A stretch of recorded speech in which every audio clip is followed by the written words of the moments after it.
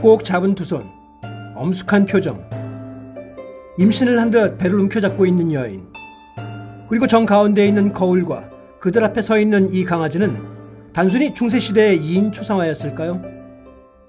아니면 그것을 뛰어넘는 뭔가가 있는 걸까요?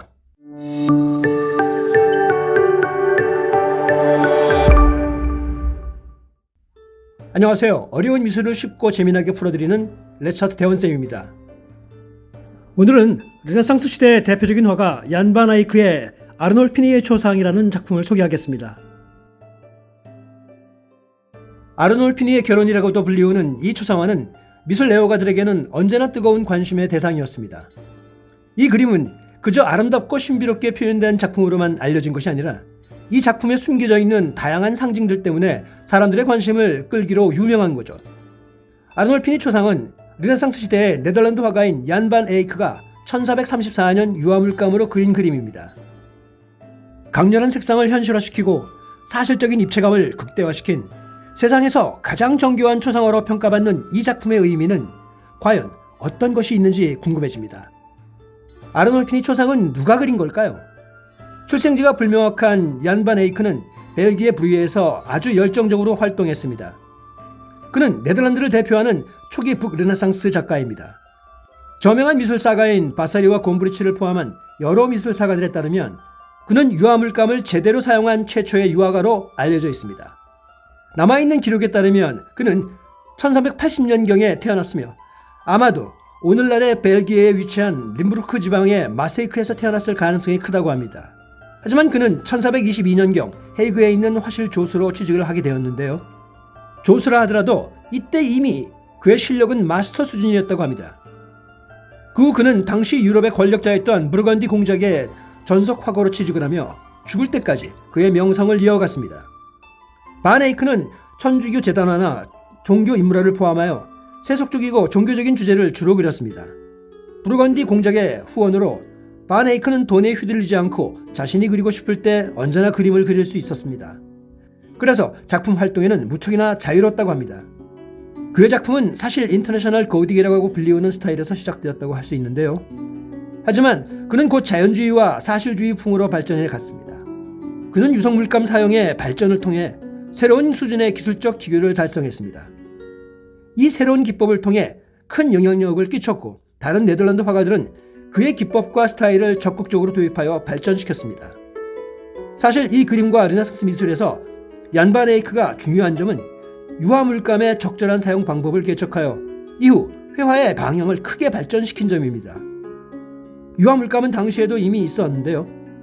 하지만 이 유화물감이 지닌 특성을 잘 활용하여 기존의 회화에서는 찾아보기 어려웠던 색상의 효과 개선과 사실주의적인 표현 방법이 가능하게 만들었다는 점입니다. 언뜻 보기에 아르놀피니 초상화는 색상의 화려함과 강렬함이 돋보입니다. 작품의 왼쪽에 서 있는 아르놀피니 자신은 모피 장식이 있는 묵직한 청록색 코트를 입고 있으며 오른쪽에 있는 그의 아내는 질감이 있는 소매가 달린 에메랄드빛 오버드레스를 입고 있습니다. 마치 옷과 장신구 하나하나가 캔버스 위에서 빛을 발하는 것 같습니다. 반 에이크는 아직 젖어있는 물감 표면에 다시 젖은 물감을 칠하는 웻온웻 기법을 사용하여 이렇게 깊이 있는 색상을 구현했습니다.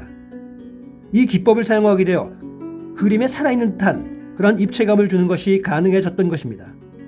이 기법을 통해 사람만이 아니라 주변의 공간 인테리어도 입체적으로 표현할 수 있었던 거죠. 그렇다면 왜 아르놀피니 초상이 유명한 걸까요?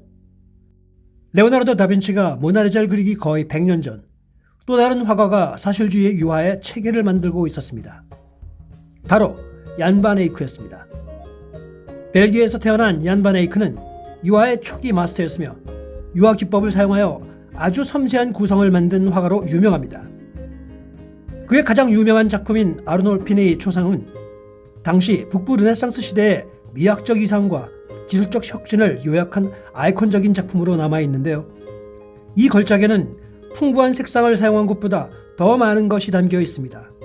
이 작품을 통해 주인공으로 묘사된 부부의 이야기를 전달하는 데 도움이 되는 그런 흥미로운 상징들이 숨겨져 있었던 거죠. 반 에이크는 도상학적 요소들을 그의 작품에 적극적으로 도입하였는데요.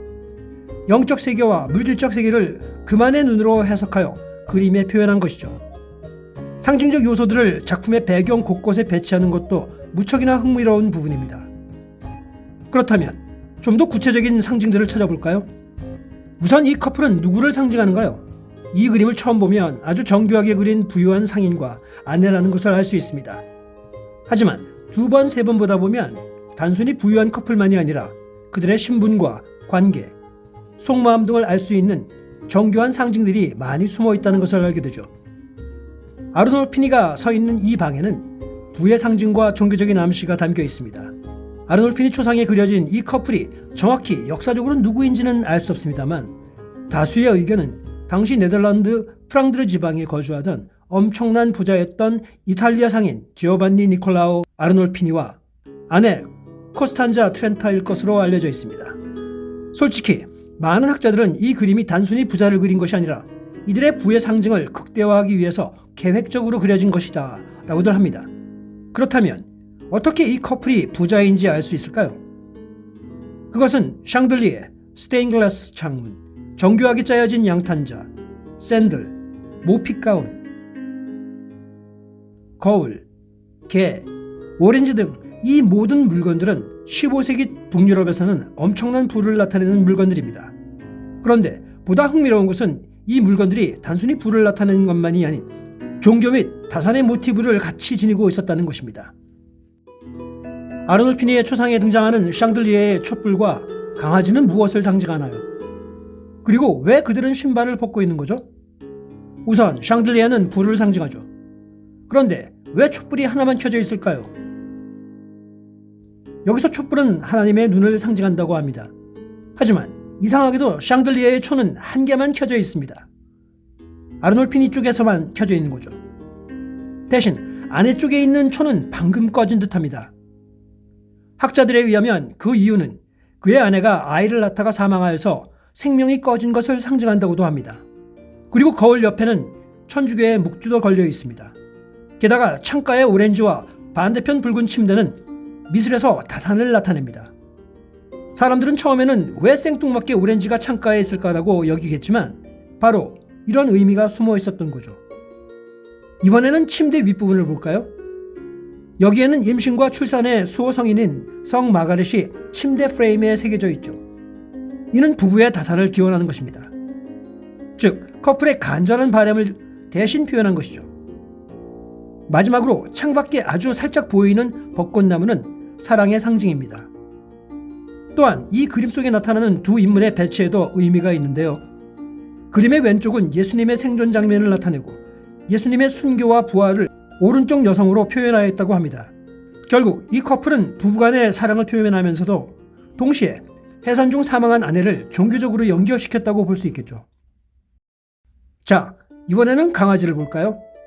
작은 강아지는 부부에게는 충실도, 충성심 또는 정욕의 대안으로서 부부가 아이를 갖고 싶어하는 바램으로 상징됩니다. 이번에는 부부가 있는 방에 대하여 살펴볼까요? 우선 거울을 좀 더 자세히 들여다보면 두 명의 인물을 더 발견할 수도 있습니다.